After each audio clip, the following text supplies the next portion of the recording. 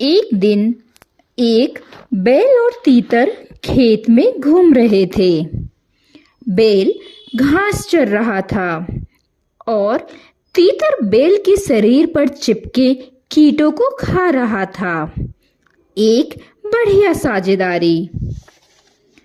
खेत के किनारे एक बड़ा सा पेड़ देखकर तीतर ने कहा, आह, एक समय था जब मैं उड़कर उस पेड़ की सबसे ऊंची डाली पर बैठ जाता था, लेकिन अब मेरे परों में इतनी ताकत भी नहीं रही कि मैं पहली डाल तक भी पहुंच पाऊं। बैल ने उदासीनता से कहा, बस हर दिन थोड़ा थोड़ा करके मेरा गोबर खाओ और फिर देखो क्या होता है। 2 हफ्ते के अंदर तुम सबसे ऊंची डाली तक पहुंच जाओगे। तीतर बोला, अरे हटो भी, सब बकवास है, कैसी फुजील की बातें कर रहे हो। बैल ने कहा, करके तो देखो, सारी मानवता इसी से चलती है। बहुत हिचक के साथ तीतर ने गोबर चुगना शुरू किया और पहले ही दिन वह पेड़ की एक ऊंची डाल तक जा पहुंचा। 15 दिन में वह सबसे ऊंची डाली तक पहुंच गया। वहां बैठ गया और नजारों का आनंद लेने लगा। एक बूढ़ा किसान अपनी आराम कुर्सी पर झूल रहा था। उसने देखा कि एक बूढ़ा मोटा तीतर पेड़ की सबसे ऊंची डाली पर बैठा है। उसने अपनी बंदूक निकाली और तीतर को मार गिराया। कहानी का सबक यह है, भले ही गोबर आपको शिखर पर पहुंचा दे, लेकिन वह आपको वहां टिका नहीं सकता। कहने का मतलब यह है कि आप खुद को तमाम तरह की भावनात्मक बकवास से भर सकते हैं। आप खुद के लिए किसी तरह कुछ खुशहाली भी जुटा सकते हैं, लेकिन समस्या यह है कि वह स्थायी नहीं हो सकती। उसे मौसम मिटा सकता है, शेयर बाजार उसे नीचे गिरा सकता है, और अगर वह ढेर नहीं भी हो तब भी ऐसा हो जाने के डर में जीना ही काफी बुरा है। यह आशंका कि एक दिन सब बिखर जाएगा एक यातना है।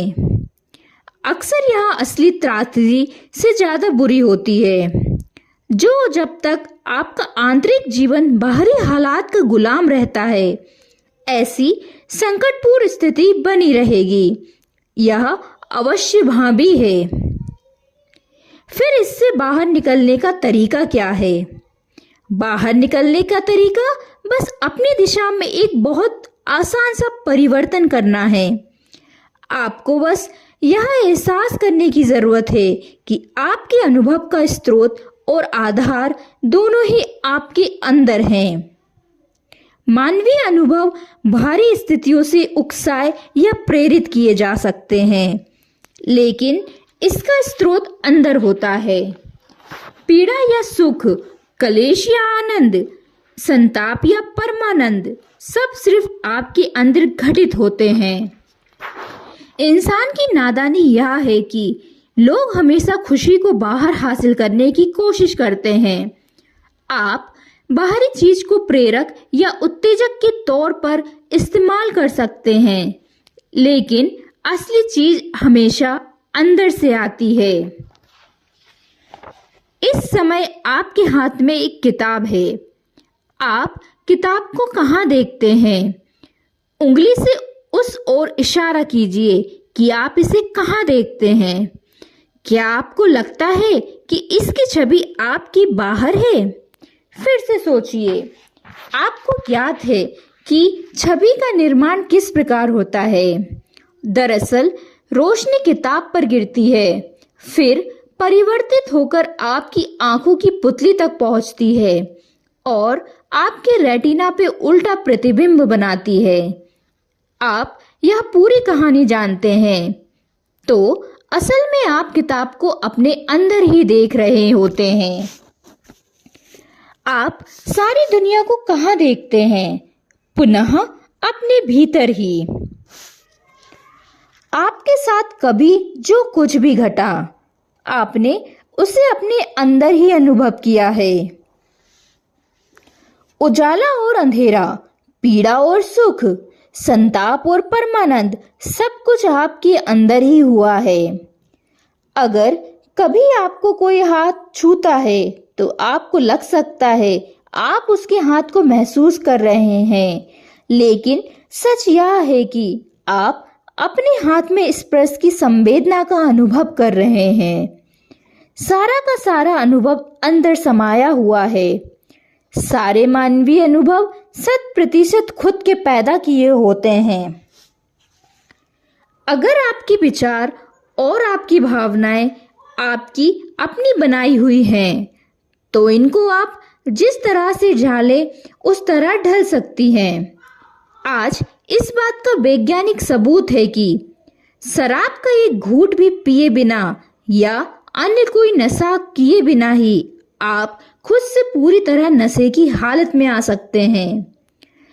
इज़राइल के एक कार्बनिक रसायन शास्त्री राफेल मैकुलम और उनके शोध दल ने एक परियोजना की शुरुआत की, जिसमें वे मनुष्य के भीतर आनंद अणु ब्लिस मॉलिक्यूल को अलग करने में सफल हुए। सरल शब्दों में कहें तो उन्होंने यह पता लगाया कि मानव मस्तिष्क में मादक द्रव्य को ग्रहण करने की कुदरती केंद्र है। ऐसा क्यों है? उन्होंने पाया कि ऐसा इसलिए है क्योंकि शरीर खुद अपना नशीला पदार्थ पैदा करने में सक्षम है।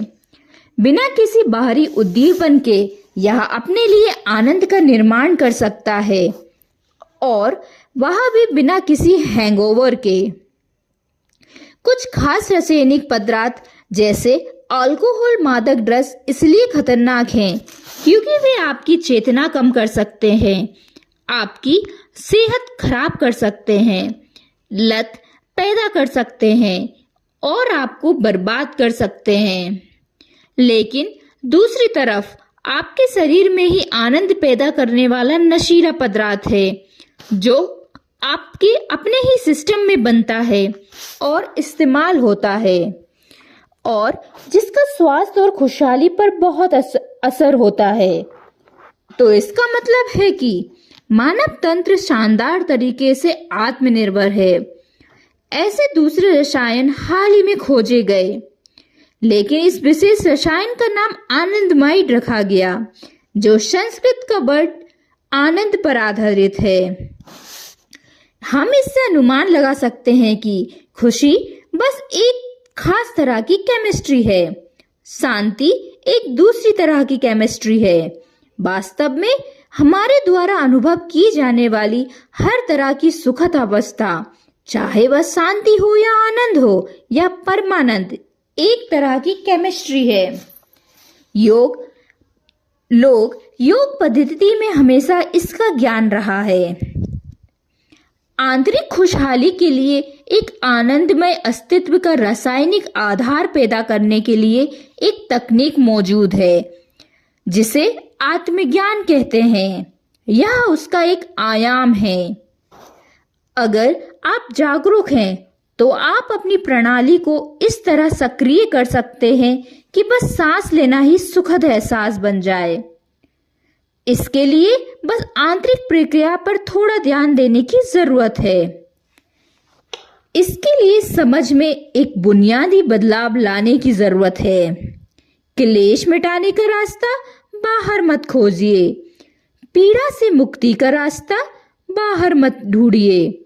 केवल एक ही रास्ता है, और वह आपके अपने अंदर है। धन्यवाद।